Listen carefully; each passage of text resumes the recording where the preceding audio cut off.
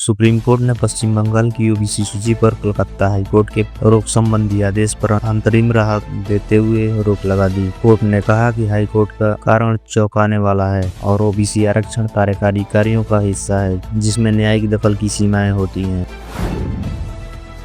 1 अगस्त से UPI user के लिए नया नियम लागू होगा। इसके तहत कोई भी व्यक्ति एक दिन में अधिकतम 50 बार ही बैलेंस चेक कर सकेगा। यह नियम सभी यूजर्स, मर्चेंट, बैंक और आम उपभोक्ता पर समान रूप से लागू होगा। इसका उद्देश्य सिस्टम की सुरक्षा और सर्वर लोड को नियंत्रित करना है। सुप्रीम कोर्ट ने चुनाव आयोग को निर्देश दिया है कि वह मतदाता पुनरीक्षण प्रक्रिया में आधार कार्ड और वोटर आईडी को मान्य दस्तावेज के रूप में शामिल करे। अदालत का कहना है कि पारदर्शी और सत्यापन की दृष्टि से यह जरूरी कदम है। झारखंड के देवघर में हुए भीषण सड़क हादसे में कांवड़ियों से भरी बस ट्रक से टकरा गई, जिसमें 18 लोगों की जान चली गई और कई अन्य गंभीर रूप से घायल हैं। घायलों को अस्पताल में भर्ती कराया गया है। हादसे के बाद पूरे इलाके में शोक का माहौल है। सोनीपत में एक सीआरपीएफ जवान की गोली मारकर हत्या कर दी गई, जिसका कुछ दिनों पहले 3 कांवड़ियों से झगड़ा हुआ था। पुलिस को गाँव के ही युवकों पर संदेह है। शाहजहांपुर के पुराया तहसील में आईएएस रिंकू सिंह की अधिवक्ताओं से पहले दिन ही नोकझोंक हो गई। उन्होंने परिसर में अनुशासन न मानने पर उठक बैठक की चेतावनी दी, जिससे वकील नाराज हो गए। विवाद बढ़ने पर रिंकू सिंह ने खुद कान पकड़कर उठक बैठक की और माफी मांगी। भारत सरकार ने भारत के ग्रैंड मुफ्ती के निमिषा प्रिया की मौत की सजा पर दिए गए बयान को गलत करार दिया है। सूत्रों के अनुसार सरकार ने स्पष्ट किया है कि ग्रैंड मुफ्ती द्वारा कही गई बातों का आधिकारिक रूप से कोई संबंध नहीं है।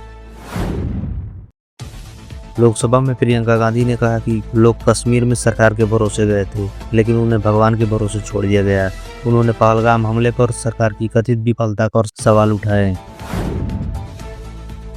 पुंछ में माता पिता को खो चुके 22 अनाथ कश्मीरी बच्चों की शिक्षा का पूरा खर्च अब राहुल गांधी उठाएंगे। ऑपरेशन सिंदूर के दौरान हुई इस त्रासदी के बाद कांग्रेस नेता ने इस मानवीय कदम की घोषणा की है।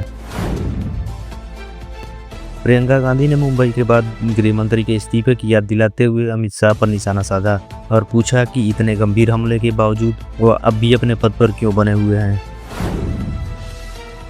अखिलेश यादव ने ऑपरेशन सिंदूर के अचानक रोके जाने पर सरकार से सवाल किया, क्या किसी दबाव में यह कार्रवाई बंद की गई? उन्होंने इस पर पारदर्शी स्पष्टीकरण की मांग की है।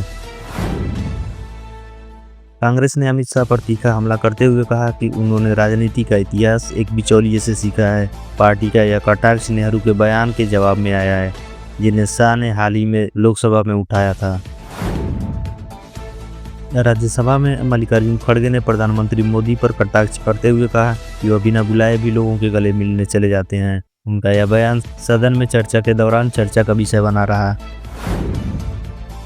भोपाल में चल रहे विधानसभा मानसून सत्र में कांग्रेस ने अनोखा प्रदर्शन किया। किसानों की समस्याओं को उजागर करने के लिए 2 विधायकों को भैंस बनाया गया और उनके सामने बीन बजाकर सरकार की अनसुनी पर नाराजगी जताई गई। हैदराबाद में अवैध सरोगेसी और नवजात शिशु तस्करी के एक बड़े रैकेट का भंडाफोड़ किया गया है।